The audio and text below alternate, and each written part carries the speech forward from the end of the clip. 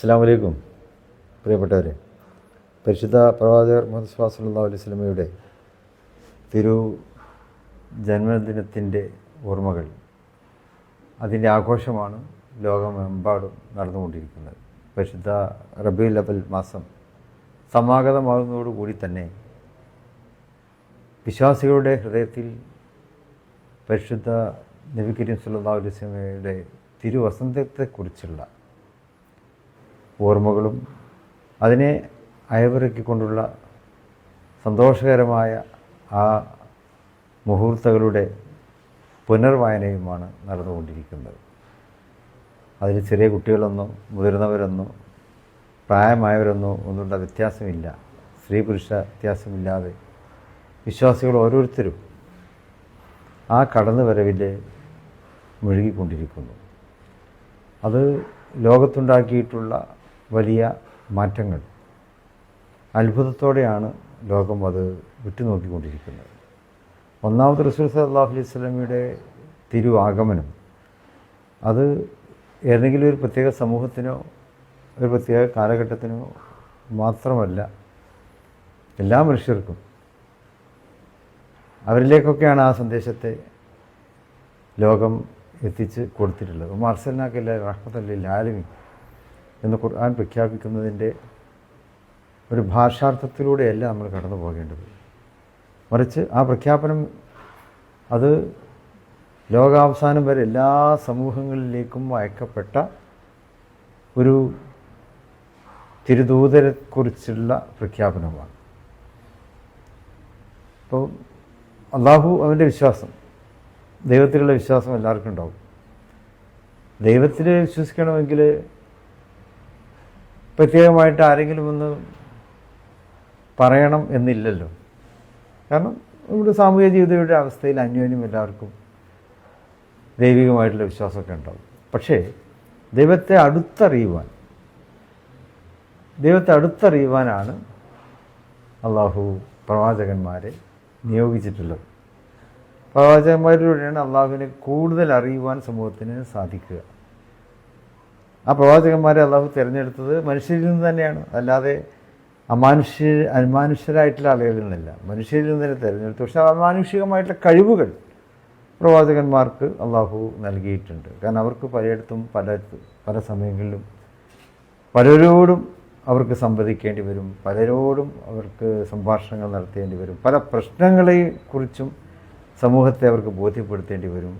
അപ്പോൾ സാധാരണക്കാർക്ക് ഇല്ലാത്ത അറിവുകൾ അവർക്ക് വേണ്ടി വരും, സാധാരണക്കാർക്ക് ഇല്ലാത്ത ധാരണകൾ അവർക്ക് വേണ്ടി വരും. അതൊക്കെ തന്നെ അള്ളാഹു അവർക്ക് കൊടുക്കുന്നതാണ്. പക്ഷേ അടിസ്ഥാനപരമായി ഉമ്മയിൽ നിന്നും ബാപ്പയിൽ നിന്നും ജനിക്കപ്പെടുന്ന പ്രവാചകന്മാർ, അതിൽ അപവാദമുണ്ട്. നമുക്കറിയാലോ, ഈസാ നബി അലൈഹിസ്സലാം പിതാവില്ലാതെ ജനിക്കപ്പെട്ടതാണ് എന്ന് നമുക്കറിയാം. മാതാവിൽ നിന്ന് മറിയം ബീവിക്ക് ഗർഭധാരണത്തിലൂടെ ഉണ്ടായ പുത്രൻ. അത് ചരിത്രം വേറെയാണ്, ഞാൻ അതിലേക്ക് കടക്കുന്നില്ല.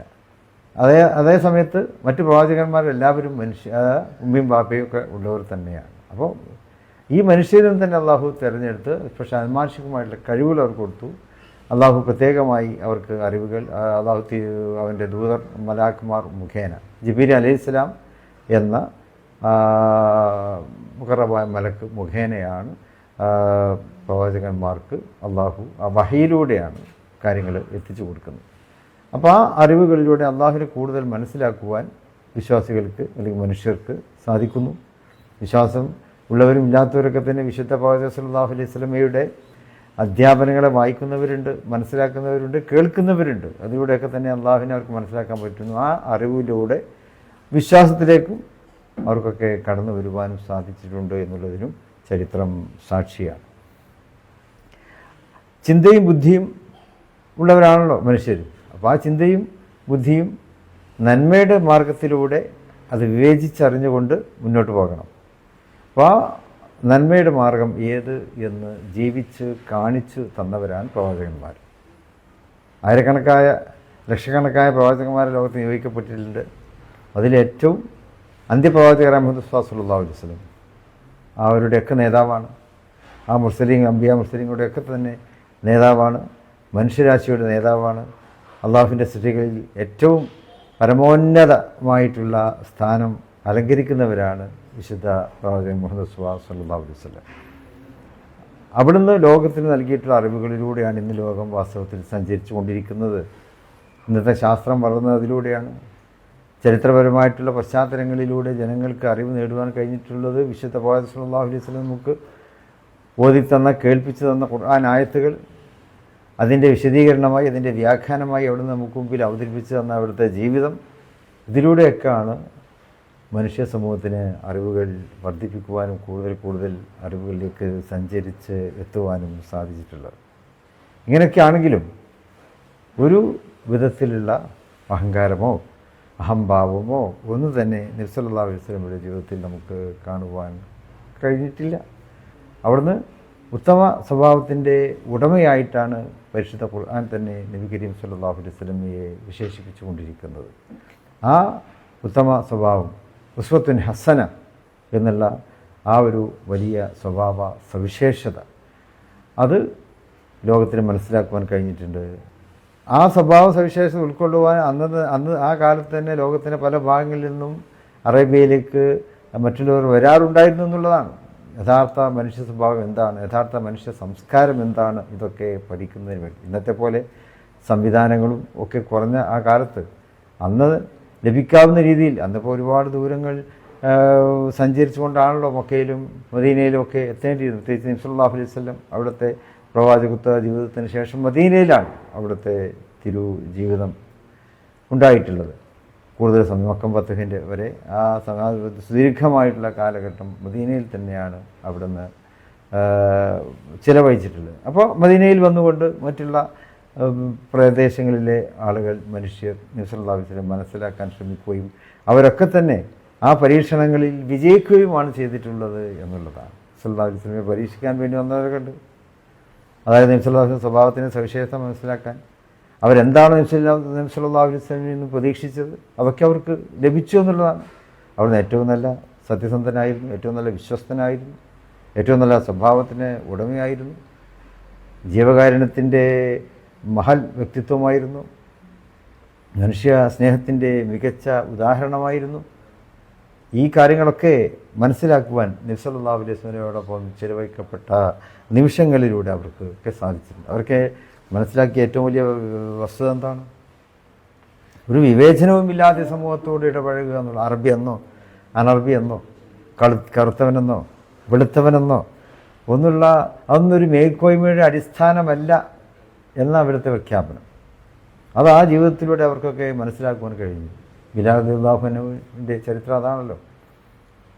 ബിലാൽ റളിയല്ലാഹു അൻഹുവിനെ മക്കം ഫതഹിൻ്റെ ശേഷം ക്ഷണിക്കുകയാണ് കഅബയുടെ മുകളിൽ കയറി ബാങ്ക് വിളിക്കുവാൻ.